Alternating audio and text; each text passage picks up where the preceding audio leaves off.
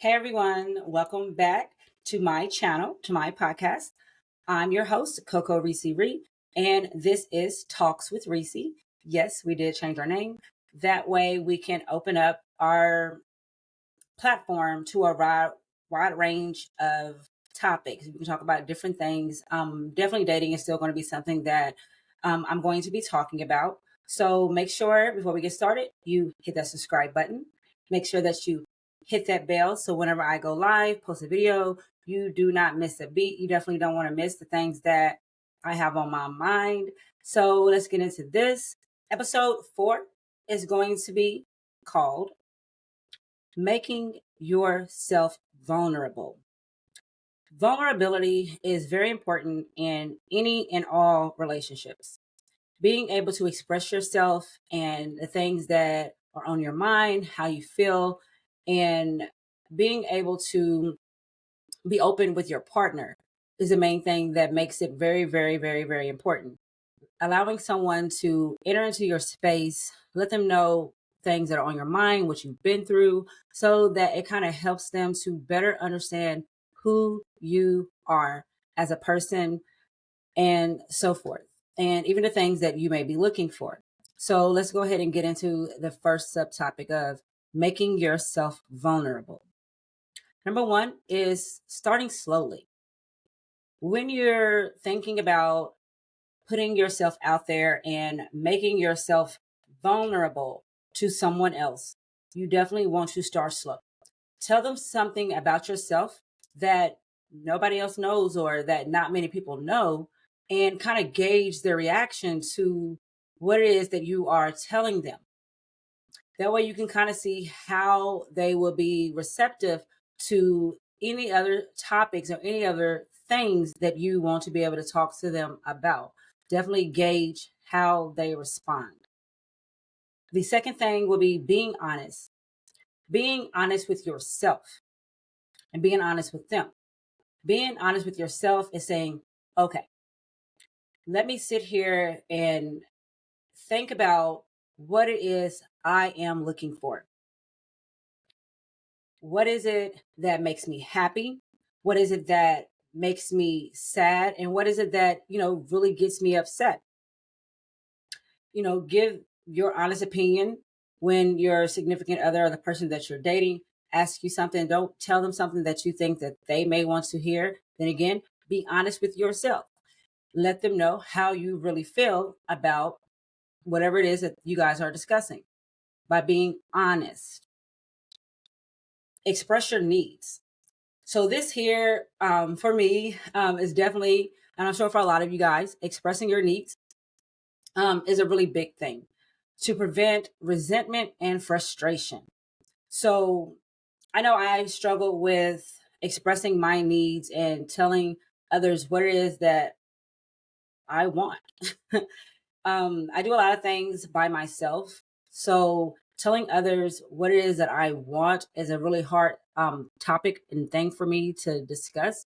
I have to really think about, you know, what is it that I do need? Stop, tell yourself, hey, this relationship is either something that I want to take further, or it's something that I just want to kind of keep you in a friend zone, or, I'm looking for marriage. These are things that are very important to express in the beginning of a relationship. I know a lot of us wait until, even myself, we wait well into the relationship and then we want to say, well, why are you treating me like this? Why is it going like this? I'm sure I expressed what it is that I was looking for, when in all reality, we didn't set that out there from day one of meeting that person. So it's like you're kind of moving in a space of limbo to where you're either confused or you're not confused. So expressing your needs to prevent resentment and frustration later on is definitely something that we all need to work on, especially me. So make sure that you add that to your list when you are looking for or continuing in your dating or your current relationship. If your partner hurts you, that's going to be the next thing we talk about. If your partner hurts you, let them know. open up, say, hey, I didn't like when you said this or when you did this, and this is how it made me feel. Bottling up your emotions can definitely cause you to do an outburst. I'm real good at putting everything into my little bomb and my emotional bomb. And once it's all like, boom, then I'm like, "Ah, ah, ah, ah." So definitely, definitely, definitely myself, everyone, if you have this issue, let your partner know if they hurt you, when they hurt you.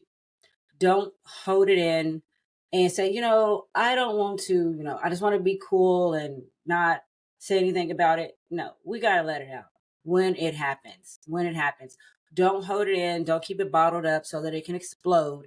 Definitely, definitely, definitely open up when it happens. The next thing would be modeling vulnerability. And what I mean by modeling vulnerability is opening up yourself for someone. Say if it's hard for your significant other, a person that you're dating or married to open up about what it is that they are feeling. Maybe you opening up and letting them know how you are feeling and putting yourself out there, putting your heart out there, would definitely help them to become more vulnerable. So then that maybe they can open up to you in return. So modeling vulnerability and allowing your partner to see you in that vulnerability state, in that vulnerable state will definitely more than likely help them open up to you as well. Asking open ended questions is the next thing I want to talk about. So asking why. So questions starting with a why. Why did you do this? Or why are you, you know, going this way? Why? The question why? Answering is a lot easier. So that way you don't get a yes or no answer. So asking a question with a why so you can get a more detailed explanation and hopefully it can help you better understand where your significant partner is coming from or why they reacted or did something a certain way. Ask them why. Another one that is a definitely, definitely, definitely big one that you have to look in the mirror at yourself is asking yourself, why do I struggle being vulnerable? Why do I struggle with vulnerability? Opening up myself with someone else. Maybe it's something in your past to where you were once vulnerable. You put yourself out there for people and they may have hurt you. And so it makes it very difficult for you to be vulnerable. I'm a past victim of domestic violence to where I was nearly killed. So being vulnerable for me can sometimes be a real, real, real big challenge.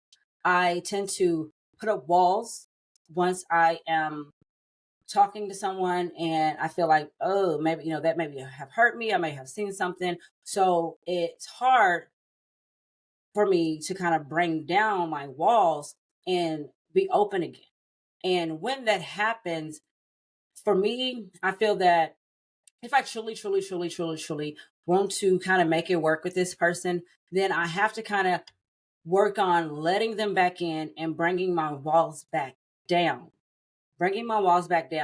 to kind of allow them to love me in the ways that I told them I want to be loved, or for them to love me in a way that they know is best to love me. But they can't love me if I continue to put up those walls, block them out, and not trying to even make it better or to humble myself or even listen to what it is that they are trying to tell me. Vulnerability, of course, is definitely earned, it's not given.